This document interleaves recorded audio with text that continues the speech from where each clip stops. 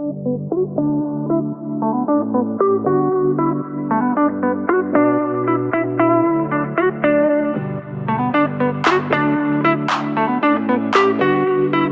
welcome to the Thrivecast. It is a production of the Thrival organization, and Thrival has been around, going strong for almost 15 years, where firm owners come from all over the world to build community and grow and build their firms together through our programs, events, education, and conferences.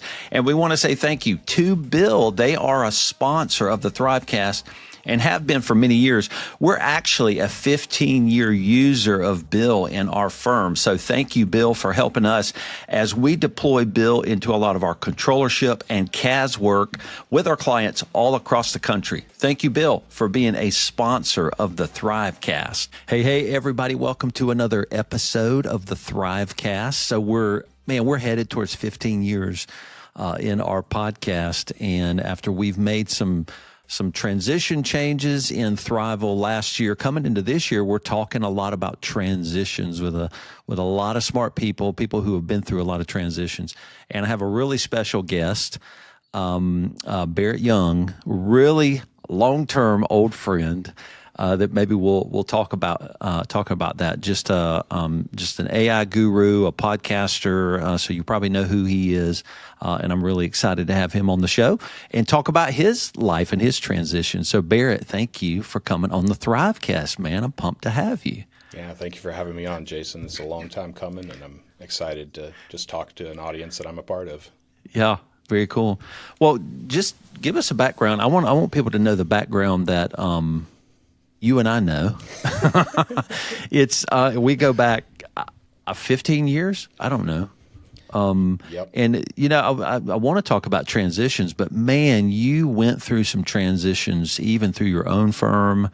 I was going through transitions. You and I kind of did it together in Thrival. So, and here you are, you're landed in an 80-year-old firm as a partner. It's like, I never thought Barrett would be there, but man, it fits you really well. So, tell me early on what you thought you were trying to build in a firm and kind of that transition. Yeah, sure. I discovered Jason through Tom Hood in December 2010. So I had just become a CPA. I think you guys had just gotten back from Vegas at Digital CPA or Prac Tech Convention, and had met them in a tour of Zappos headquarters. Two separate groups of CPAs touring Zappos. So he's like, you need to meet this CPA that I just met down in South Carolina. So he introduced us. I signed on with Thrival in January 2011 when it was a Twitter feed and a LinkedIn group is how you kind of It wasn't even like a LinkedIn group, but it quickly became a private LinkedIn group. So at that time, I was an employee at my first firm. I had just become a CPA, and this is a long, drawn-out story, and we'll talk about some aspects of it. This is important. Yeah, I want to get this on here. I met Jason as an employee. I left that first firm probably 4 months after interacting with this one more tax season. Then I got sold on another innovative firm. I went over there. Within 2 months, found out that they oversold their innovation and wasn't going to be there long term. Gave them a tax season. April 2012, went out on my own. So now I'm a self-employed, brand new firm owner, cliff jumper, as we used to call him back in Thrival. Yeah, we did. And Jason and Thrival talked me through that process. And then I was doing that for 5.5 years, and then got to the point where I'm at now. Ups and downs through that. Part of that we'll talk about, but reached out to a mentor of mine and ended up coming in as a tax manager and going back to being an employee in an 80-year-old firm, and that was September 2017. I've been there now coming up on 9 years, and so wow, Thrival 9 took years me from employee to self-employed, back to employee, and then I became a partner 3 years later in 2020. And so it's me and one partner, Samantha Bowling, 80-year-old firm just outside of D.C. in Maryland. We got 13 people on the team right now. There's a lot. in those in that story. You and I both went through some hard things in our businesses, and of course, I was always trying to lead a firm, and leading Thrival at the same time really was hard. That's where Julie, my partner, kind of really started helping me understand. She asked that question, do you want what it means to do what you're doing? And I thought I did, but I answered the question, and I did eventually. But man, I had to grow up a lot. So, Barrett, did you have to grow up through? And what made you face those hard decisions? Running your firm and then closing your firm, that must have been just gut wrenching. Like what brought you to those really difficult transitional decisions?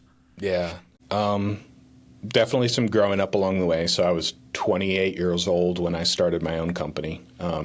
Learned a lot of lessons through that. I thought that I hated tax season. I thought that I hated public accounting. So I started outsourced CFO services through the Green Abacus in 2012. Zero only firm, only working virtual, only working with, working from home, didn't have a team at the time. And I thought that that's what I wanted. I thought I wanted freedom. I hated tax season hours. I wanted to make, a lot of money working from home. I had 2 young kids at the time too, 4 and 2 years old. Towards the end of that, I realized it wasn't freedom that I wanted. It was more purpose. It was more company culture. That's really what got me interested in you at the time. That's what the books I was reading, like Dan Pink's book, Drive.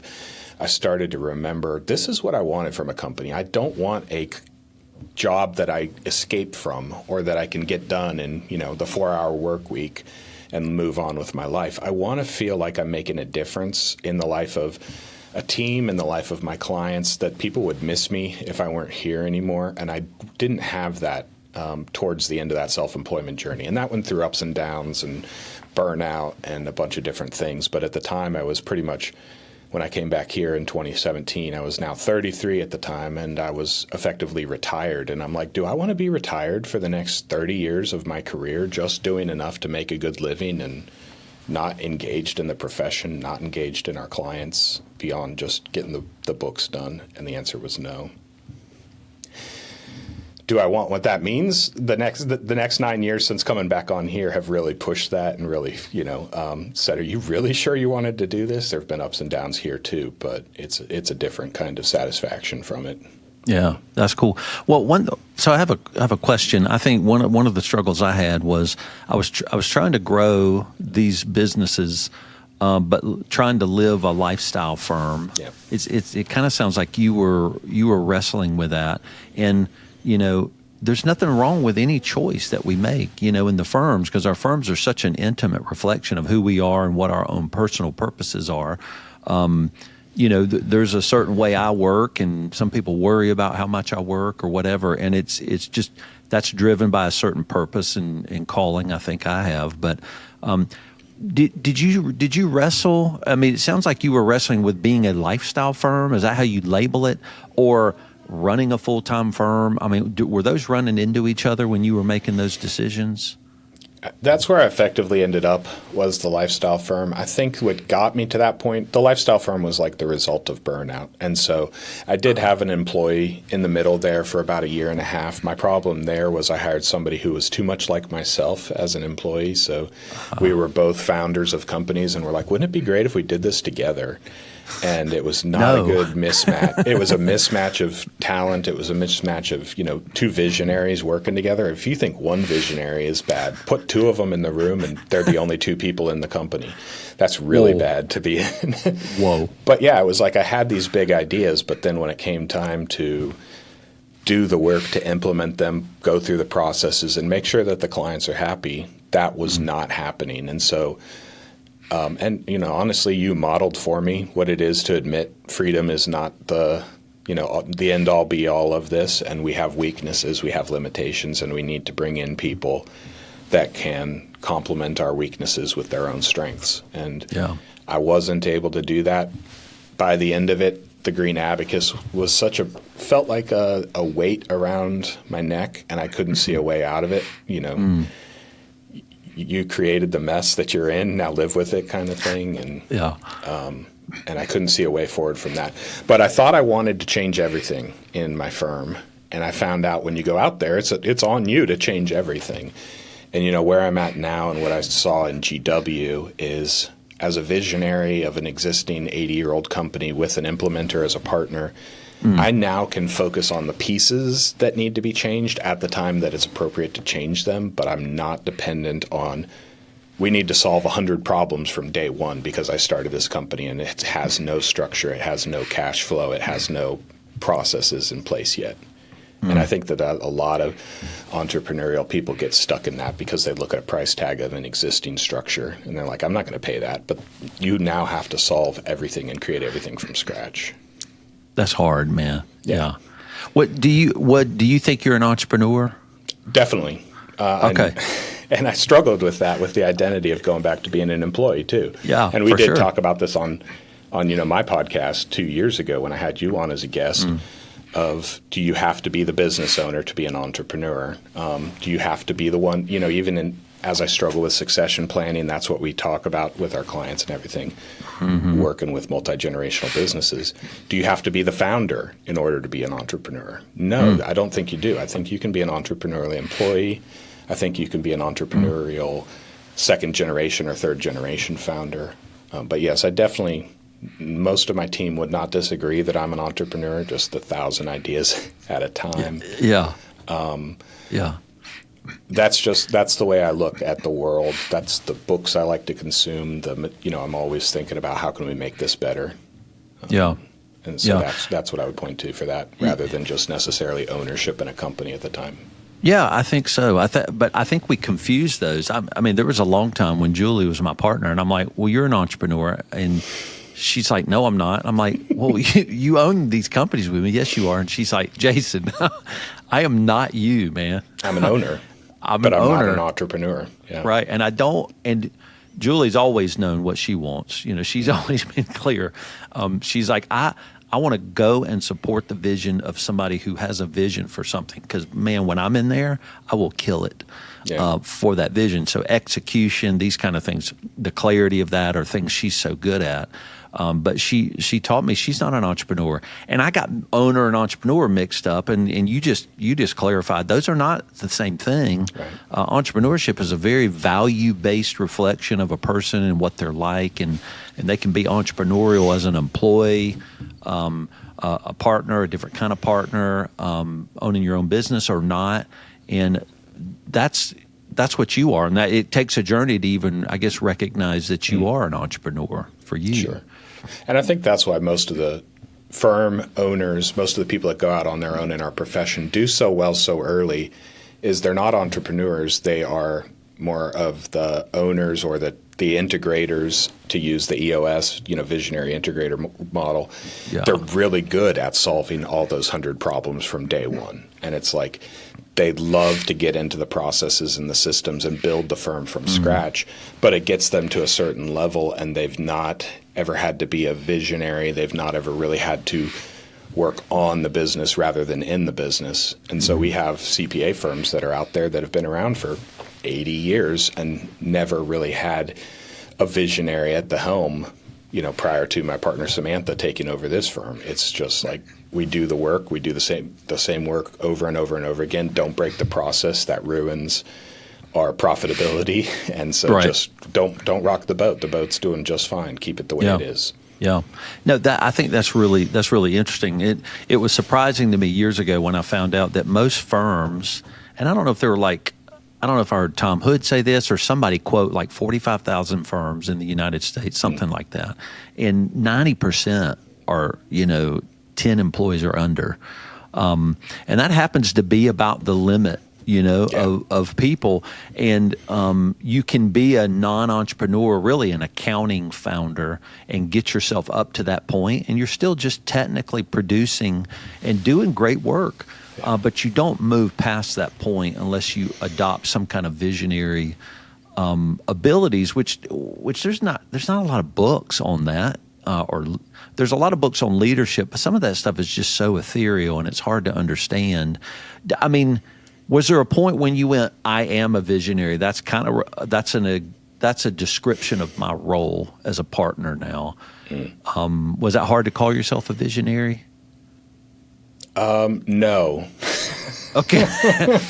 I will say, I mean, rocket fuel was an eye-opener for me, and I read that when I was still running the Green Abacus. That was before I came to GW. And a lot of my conversations that first year with Sam coming here is, Samantha Bowling is like a powerhouse in the industry for me, and she was always my mentor. And it was like, am I setting myself up for failure the same way I had an employee, where it's like, we're now two visionaries, at the same company? Do I have to become the integrator in order to come into GW?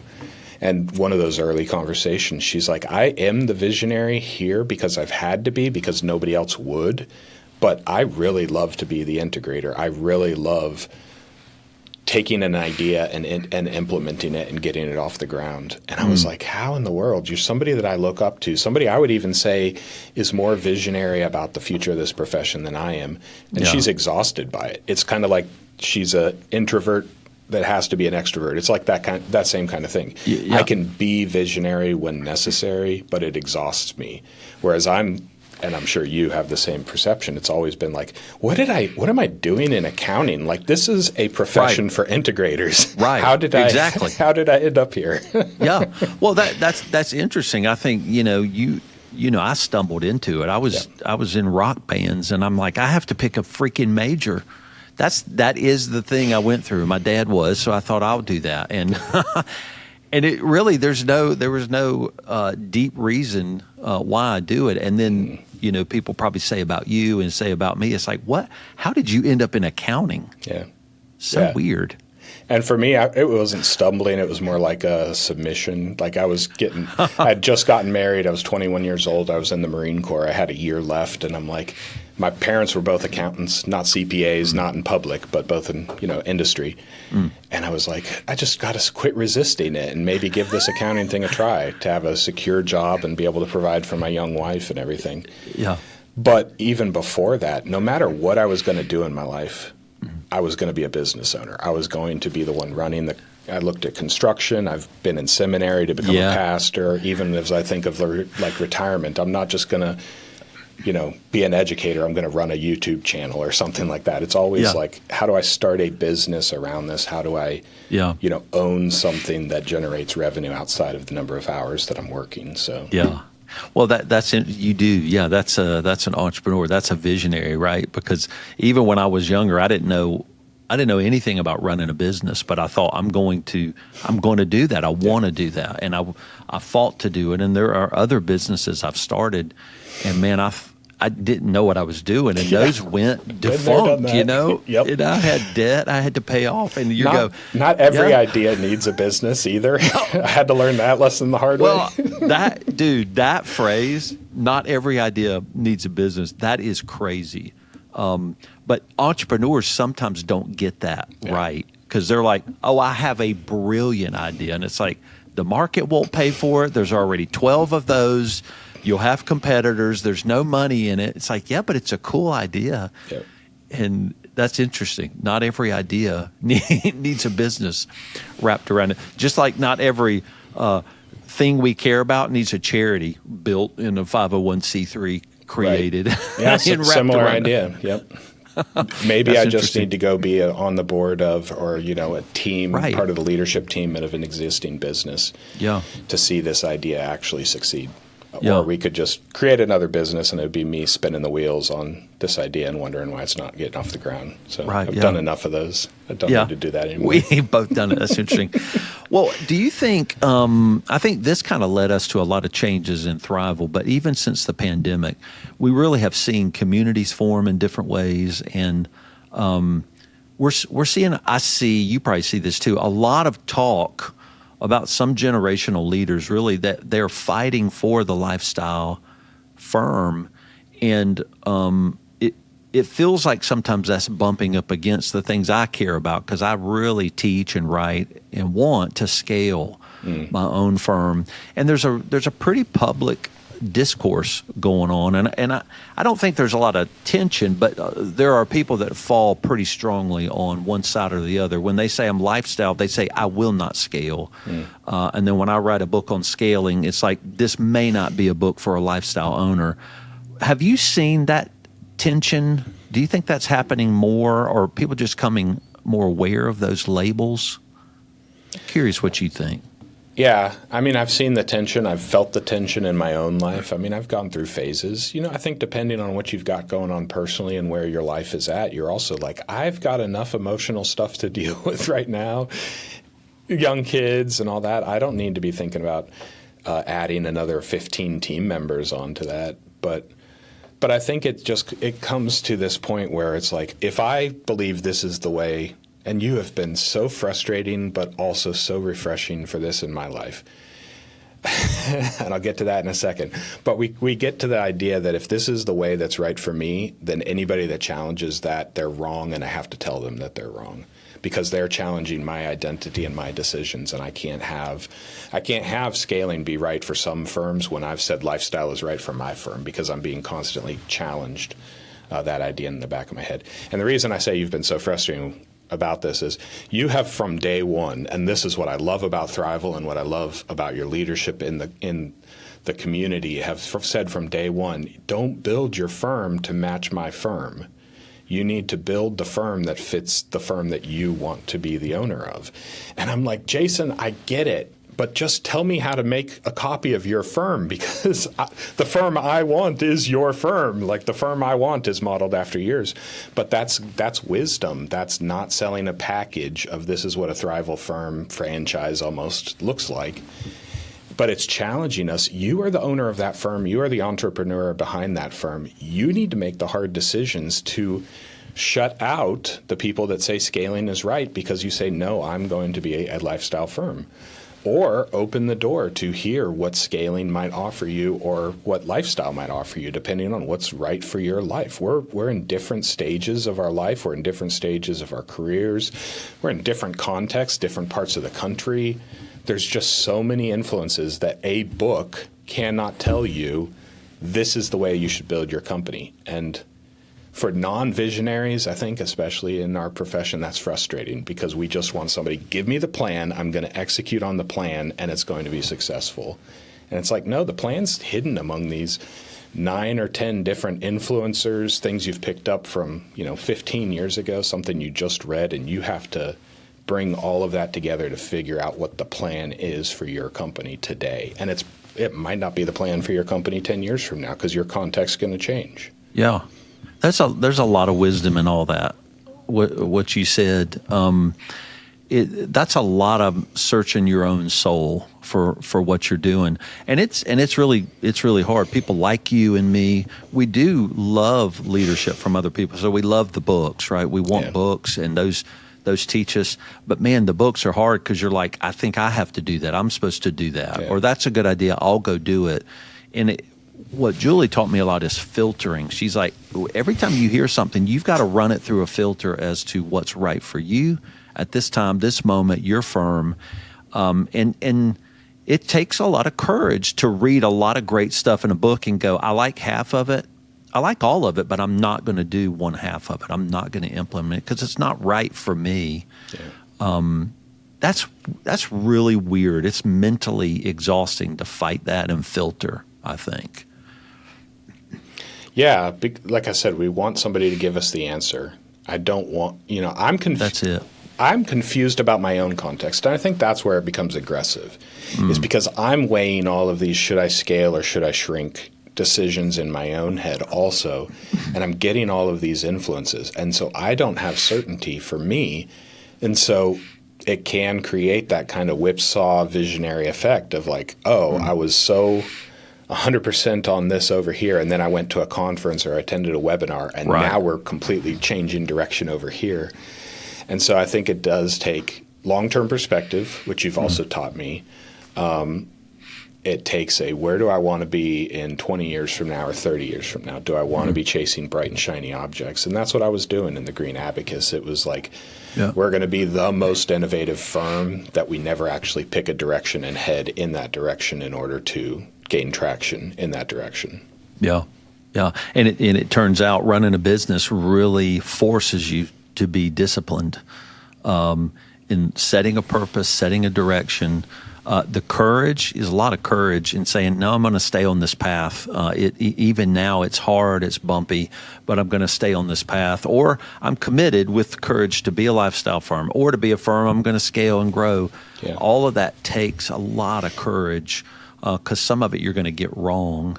And you're a public figure, so if you get it, you're going to get it wrong in public in front of other people. Not cool. And all the haters are going to say, see, I knew it the whole time. Of them. Not cool. But you got to be okay with that because you got to do what's better for your firm and your context that you're in, and just be willing to, and you've also been open and honest about your own failures, maybe not publicly, but definitely a deeper weekend and in the community, and modeled humility in that too. I'm still trying to figure this out. Like, Jason, you don't know what it's like to run a firm at 60. And so you're heading in that direction, and you've got a team and a partner that's going to help you figure that out when you get there. But you're still learning for your own context too. And you've always taught me this is an experiment. This is, scientists don't say, I've failed, I guess I got to pack it in and go dig ditches or anything. Scientists are like, I failed. That's the point of this experiment. Is to find out where it fails.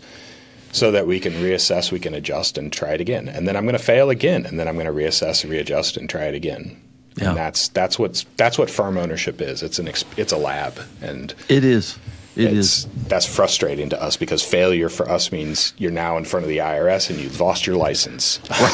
Right.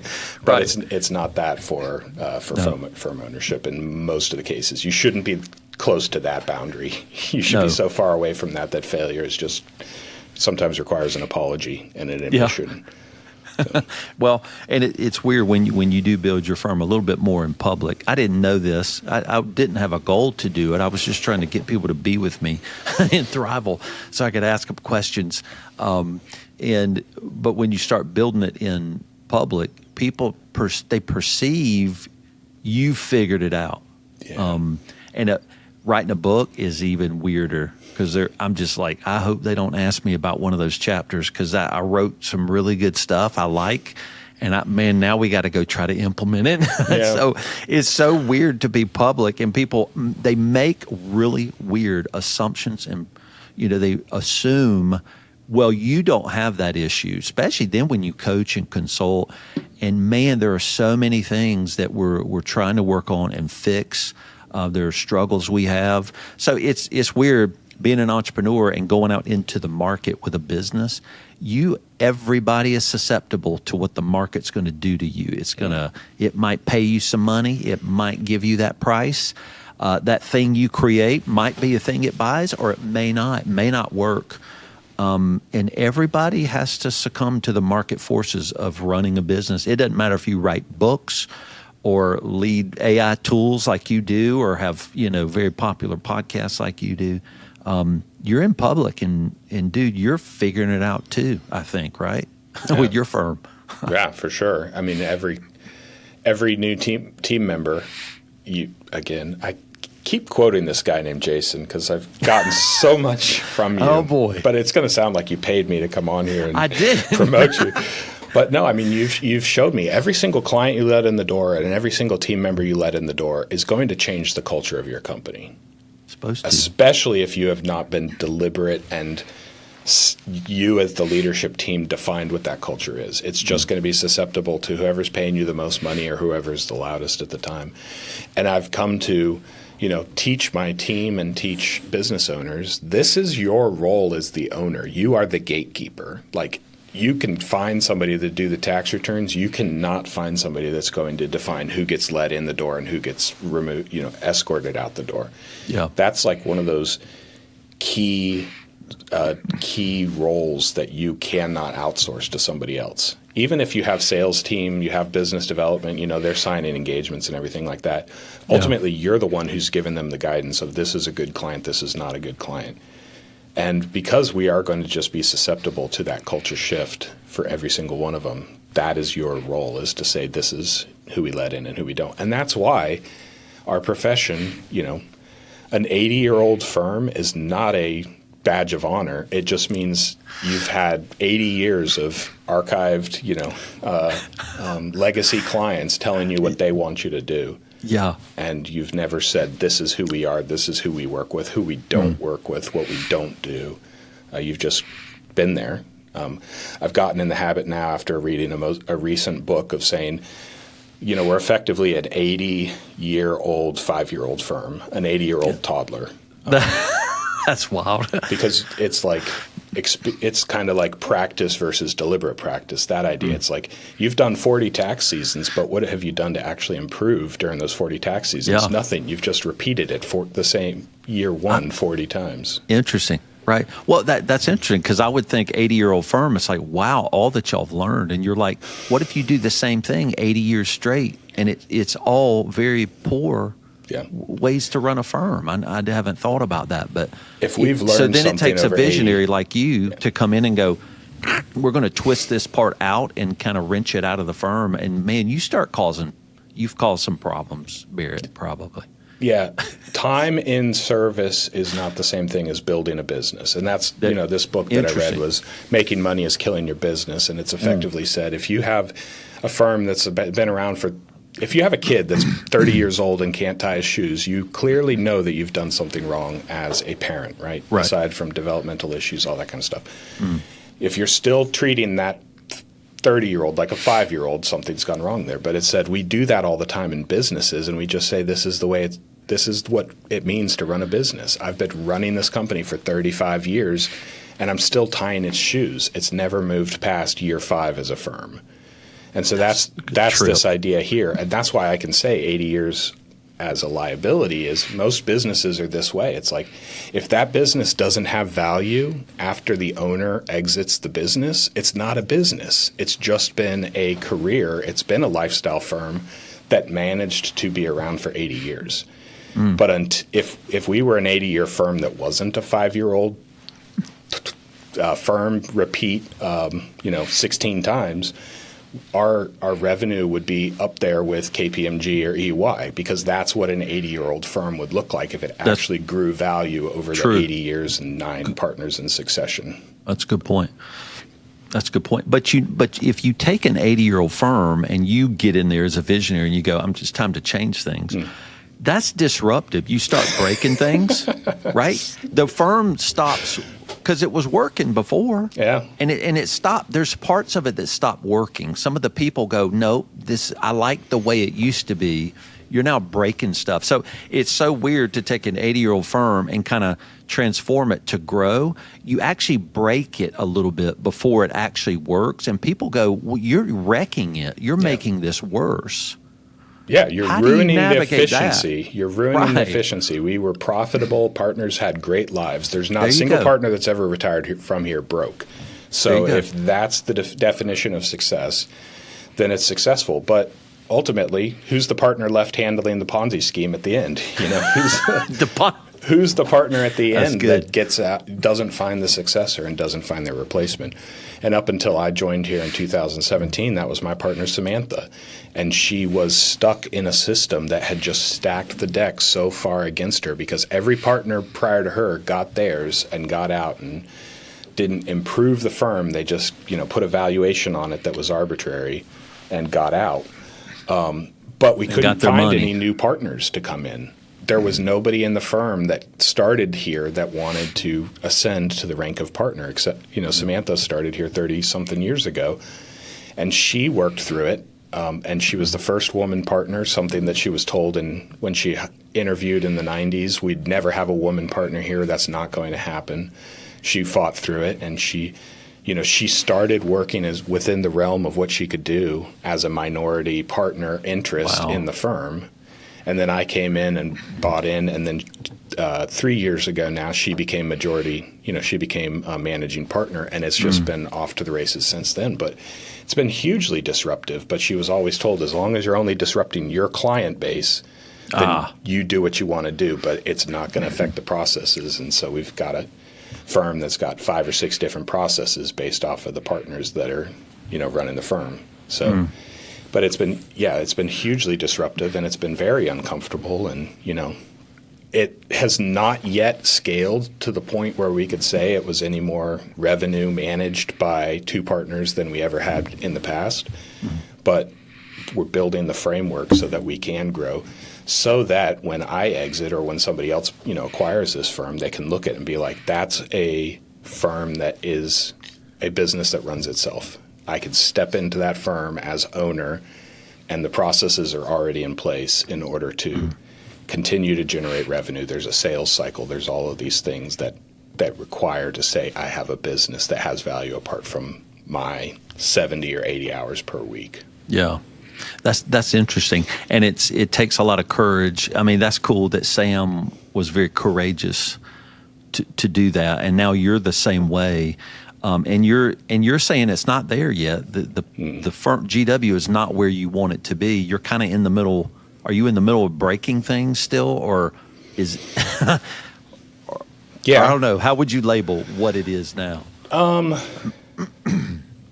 It has been a gradual process. So, like I said, Sam was able to start with her clients. We've now gotten it to the point where my clients and her clients are the same clients. We have been retiring a couple partners over the past few years. And so the breaking part isn't that the firm processes itself still need to be fixed. It's the now incorporating that into people who were shielded for the past couple of years by their partner, their CPA. They were just being told, we're not going to do that. You guys can do that, but we're not going to do that with our client list. So that's still there. And then just the selling this, that I'll be honest, that's my job, marketing partner. Selling this vision of what a CPA firm should be and could look like is just an engine, a flywheel that takes a long time to get off the ground. And it hasn't yet gotten to the point where we've got so much business coming in that we could easily fire the clients that drag their feet. So that's part of the struggle on that, is proving it, because we still go out into the market and they're like, you want what for tax services? You want to charge us what for what 3 or 4 other firms down the road that have been around as long as you guys have would do for a half that price?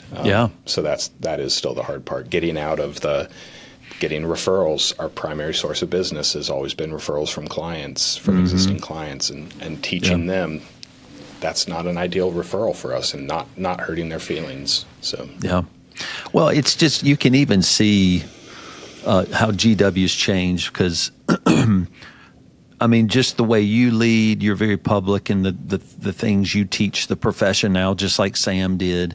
The branding is really strong for your firm. I mean, I've seen you change that. So it all comes from this. It's so weird, right? Because you're in the middle of breaking stuff, but you have this vision I know where I'm going, though. It's going to be this. Do you feel comfortable with what that vision is? Does it feel visible to you, or is it cloudy to you? What is a vision supposed to look like when you're breaking things? I have become more comfortable with it. Like, when we went through our rebranding with PF 3 years ago, Karen and her team at PF, which I had been on my back burner for a number of years. I was so excited to finally be able to go through that. That was still, Sam and I didn't know what that vision was, because she has clients she enjoys. I have clients I enjoy. Like, who's going to win out in this discussion? How are we going to build a firm around this? My perspective as the marketing partner had always been, I don't care what it is. I just need to know who it is so I know how to talk to them.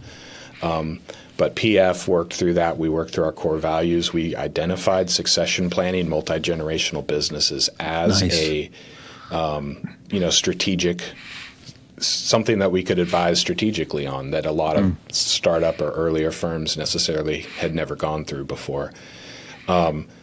So that has become more clear to me over the past 3 years, also because I'm living in it on a daily basis. Like, these are the videos, the podcasts, the blog posts that are in my head.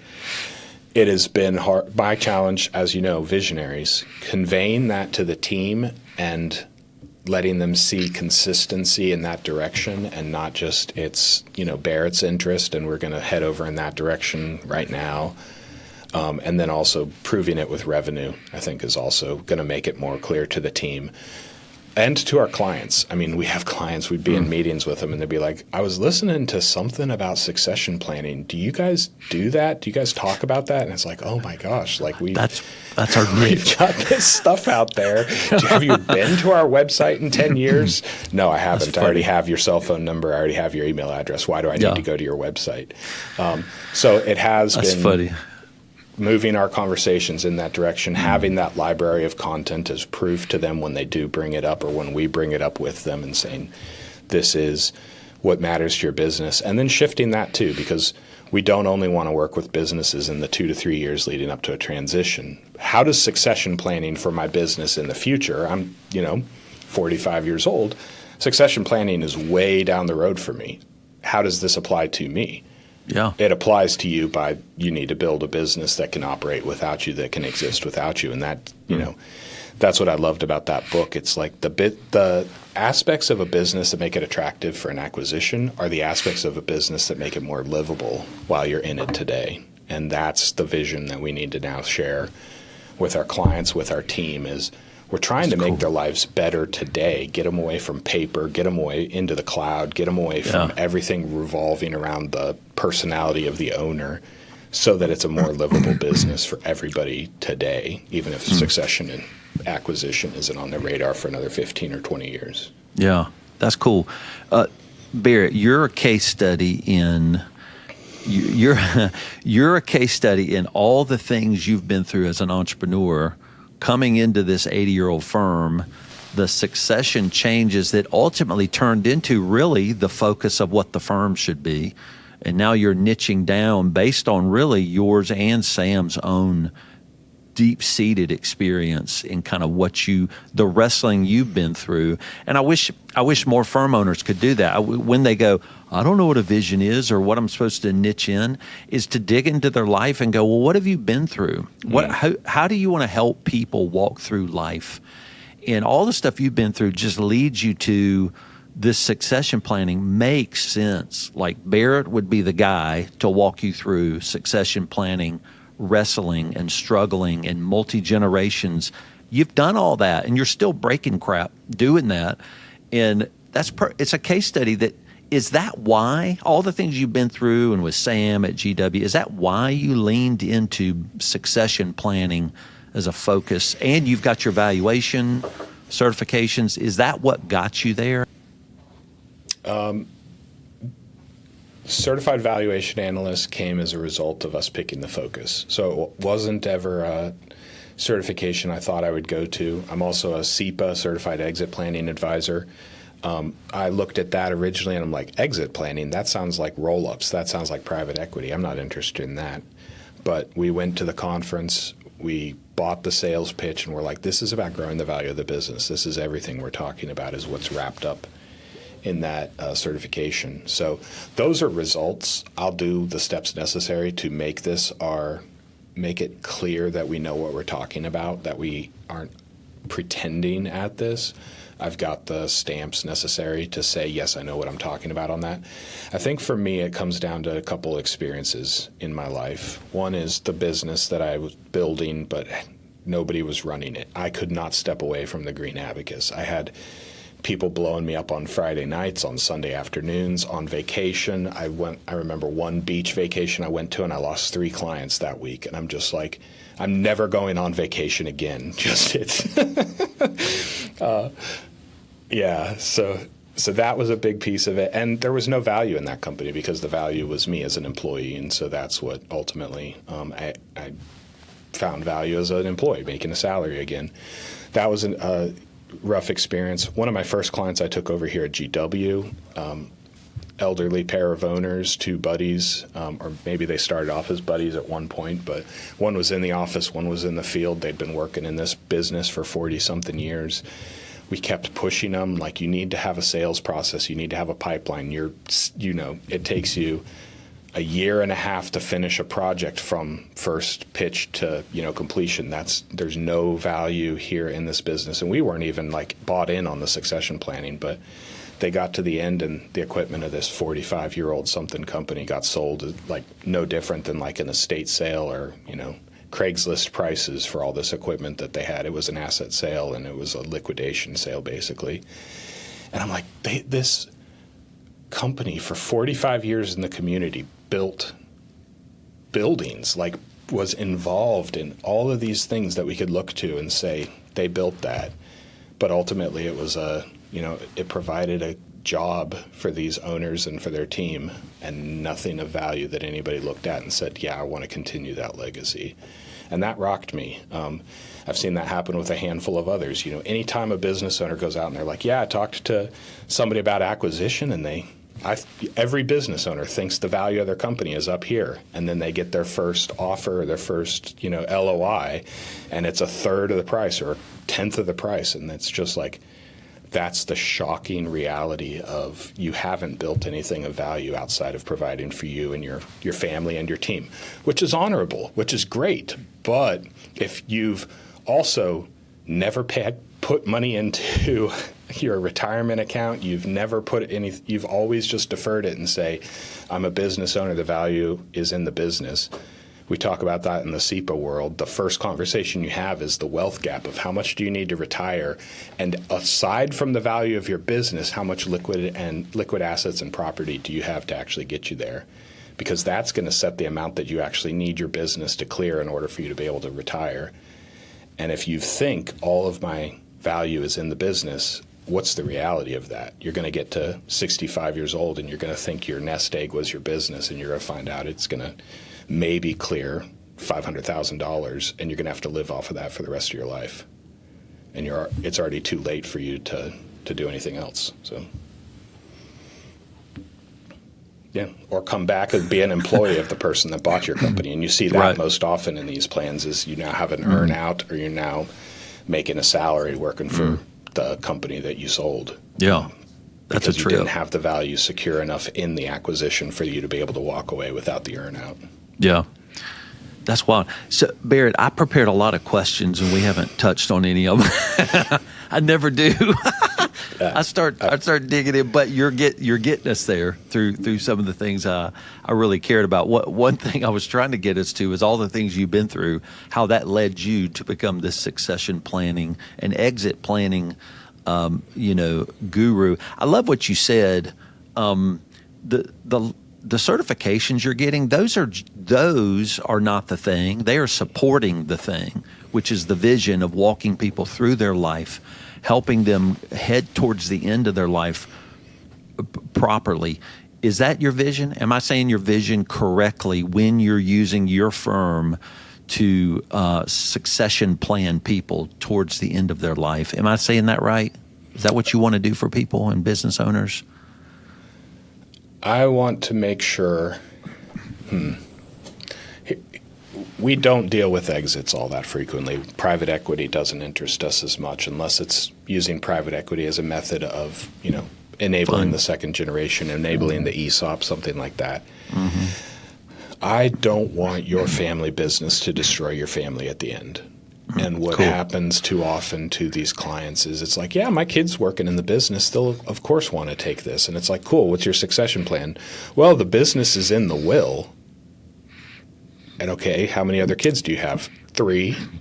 So you're going to leave 1/3 of the company to the person in the company and 2/3 of the company to the siblings who've wanted nothing to do with this the entire time. That's not going to work, man. So they're going to force a liquidation because there's no money in the company. There's no insurance, life insurance in the company to buy out those 2 partners. And now this family business, you're too uncomfortable to deal with that conversation while you're alive and while you're parenting these 40 and 50-year-old children. So you're going to leave it to the estate attorneys and the probate court and everything to figure all of this out. And you're going to split your family. You're just going to be lucky enough to not be there to watch it happen. That's the legacy that you want this family business to be in the community when, your 20 employees that you've cared about your entire career now have to figure out what to do with the next generation who can't stand each other. Or in some cases, you have 2 kids and they work in the company, but they work in different ends of the company and they don't want to deal with each other. And it's just, it's tense, but it's not tense enough to not make money out of it today. But as soon as mom and dad are out of the picture, out of the room, that brother and sister, they're not going to want to run this company together. But it was too uncomfortable to say, we're going to give control of the company to one of the kids and not the other, or we're going to put a provision in place, life insurance policy or something like that, so that one of them inherits majority ownership and the cash to buy out the other one. I don't want to have those conversations. Those are uncomfortable. Let's just keep doing things as we've always done. There's plenty of work to be done. We don't have time for this conversation. And so they don't. And then you find out at the end the business has to be closed or effectively destroyed in the community because mom and dad didn't want to have a tough conversation with Junior. So that's with Junior, and that those are the conversations you basically want to facilitate in your work. Let's make it uncomfortable now. I mean, same as converting this firm, changing this firm. Let's lean into the discomfort now so that the future generations, the future employees, the future, we're not going to make that brother and sister get along, but we are going to provide avenues for them one of them to continue running the company and the other one to get the cash out that makes them happy. So we need to have those conversations now. We need to be planning for that now. And not just to be uncomfortable, but to pick, what are the steps we need to do in the next 90 days? What are the steps we need to accomplish in the next year? What are the steps that we need to have in place 5 years from now so that it is in a correct position? Because estate planning is still the optimal way to pass a business off to the next generation with the step up in basis and all the things that go with that. Yeah. But let's not leave it all a secret based off of a will that we haven't updated in 20 years. Let's continue to assess and look at different positions for this moving forward. Yeah, that's cool. It's hard on that family, right? So it takes somebody like you, skilled, in some kind of trusted position to be able to say those things. It's hard, but you're doing it in you're doing that yourself. I guess Sam started it in having those hard conversations. And I wrote one brilliant question that we haven't hit any of them, but what are the conversations being avoided in a legacy firm like GW that's 80 years old? The thing they're not confronting, maybe the thing that Sam had to confront, and now that you're confronting even more, what are the things being avoided? Yeah. Are they similar to what you consult with your clients on? Yeah, I mean, we are in this, and so we can't see our own mess also because we're in the daily work of it. And so we have had to bring in an EOS implementer to be a neutral third party to facilitate some of these arguments for us so that we can both agree. I love this company, and I'm here for the future success of this company. You do too. We're just coming at it from different perspectives. And so that has been necessary for us. I think some of the conversations that firm owners don't want to have is client selection. They've been with me for 40 years. Okay, but their context has changed. Your context has changed. Right. A great client 40 years ago does not make them a great client today. No. But what would they think about in the community if I started letting my clients go? I'm not saying fire your clients and say, I hope you fail at everything that you do moving forward. No, let's identify those that. clients that are no longer being served by us because I'm not a specialist in retirement, senior care, 1040 preparation for, elderly or anything like that. Let's package those clients up and find somebody that is a specialist that's going to be a better serve them better than we are currently, than what we can provide to them today. There's a way to do that and not burn bridges and not destroy the equity in the name of the firm along the way either. But CPAs don't want to admit that I'm not the right person for them. I'm the smartest person in the room. Right. I can do a little bit of everything, and so I'm never going to have that conversation about my client list. So that's one of the discussions. Yeah, that's not wise. That's not truly putting them first, right? It's making it about you. Yeah. Which I think is really, really difficult. One of the insights we've had going through EOS, you and Julie do this, you consult firm owners as well. We have found EOS would not work in a traditional CPA firm model either. If you've got your silos and each partner has their book of business and they are responsible for their clients, you're not going to be able to come in and say, this is the leadership team, this is the seat you sit in, this is the seat you sit in, stay in your own seats. Right. Because every single silo I have to fill all of the leadership team seats in that Right. silo, and don't make my silo dependent on your silo. So that's an uncomfortable conversation. We think we're like 3 or 4 partners in this firm, but really we're running 4 companies under one roof, and we can't have that conversation, and that's uncomfortability. And so there's the assumption, when I retire, you guys are going to buy my book of business, and now it's going to be down to 3 partners. But it's like, have you done anything to make your book of business attractive, or is it just kind of like a assumed and guaranteed buyout over here that I want your clients, or that they're a good fit for how I run my book of business? Yeah. And so that's EOS assumes there's kind of a corporate structure, right? You're going to run it with a leadership team, and those siloed firms. We know now that's a very legacy way to run, but that's a very traditional way firms have run the partners, just very profitable.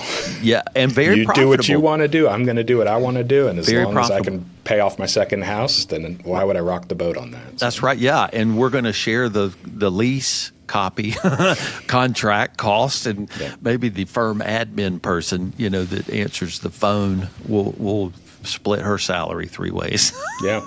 That's the way I'm not saying it's not profitable, and if that's how you guys are going to run your firm, fine, but don't act like there's value in that when your time for retirement comes up and you expect the 3 of us to buy out your book because we're not going to pay you anything for it. And that's what our profession is running into right now. Yep. Younger generations, my age, your age, going, I don't want that. And, the guys in their 70s, and it's mostly, white guys. They're like, anybody want to buy my firm? It's like, yeah, for pennies on the dollar, but it's not attractive anymore.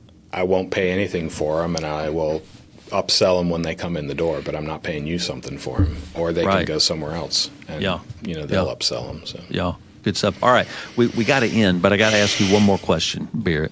Sure. What made you lean into, because you're a thought leader now, so what made you, and I hope, and you got to tell people how to get on your newsletter list and all that stuff, it's amazing, but what made you want to do videos, podcasts, this AI content, which is mind-blowing, that you teach people? What made you want to go into that thought leadership visible part of what you do?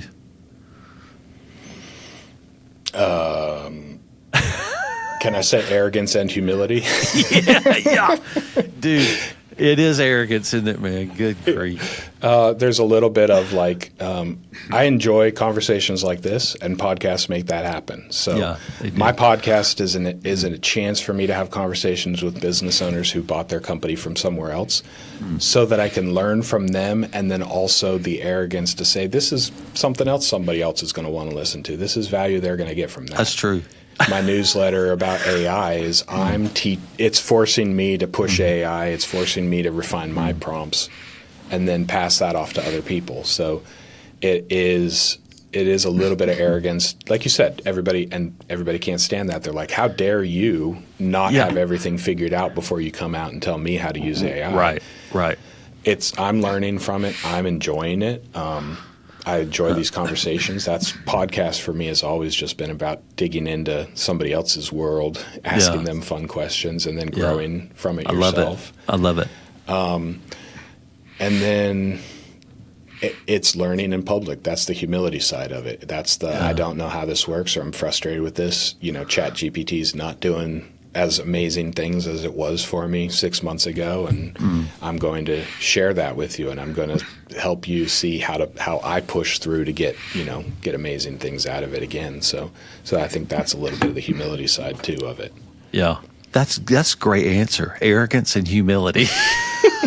It's like, why would anybody go try to make videos and try to get people to watch them?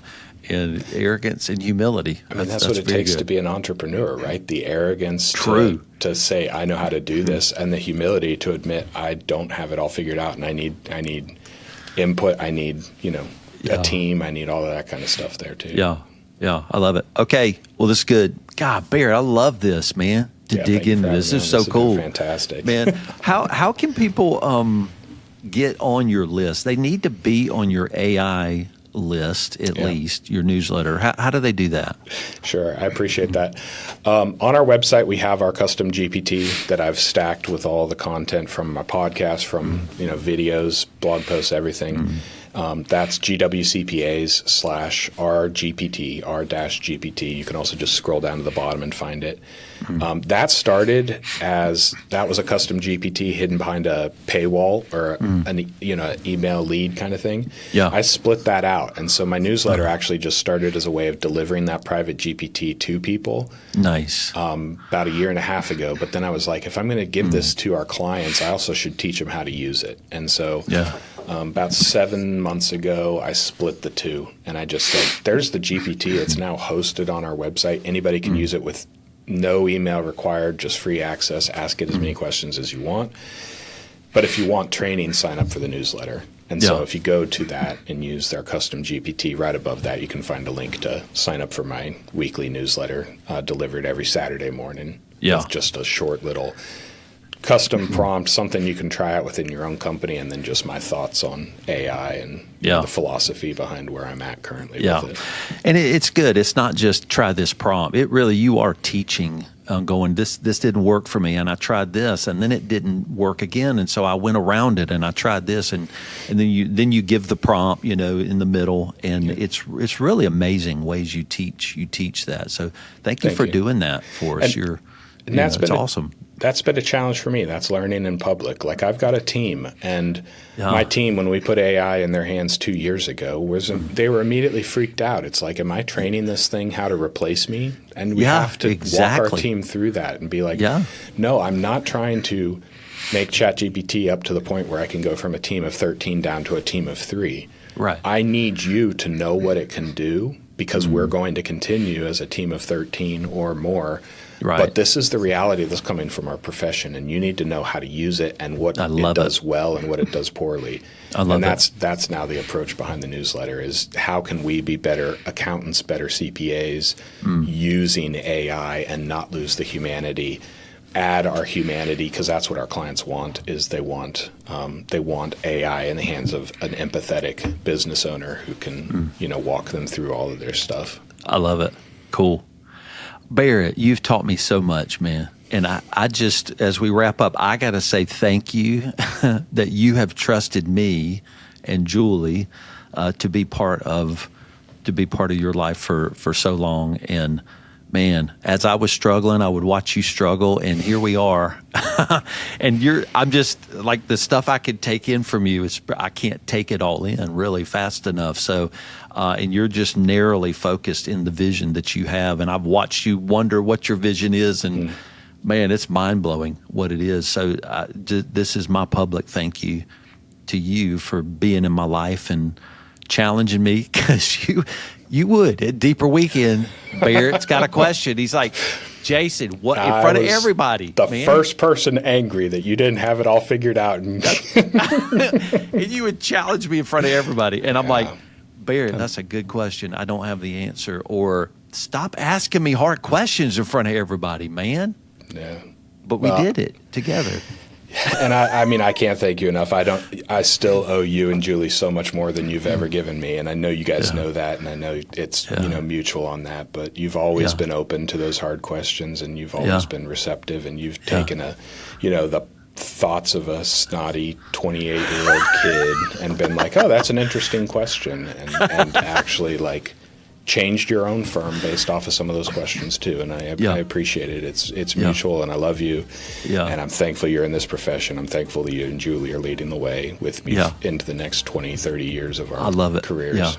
Yeah, I love you, dude. You're an amazing guy, man. I've learned so much. Okay, before we start crying, we got to end the show. So thank you, everybody, for listening, and Barrett, thank you for hanging out with us. I can't wait to get this show out into the world, man.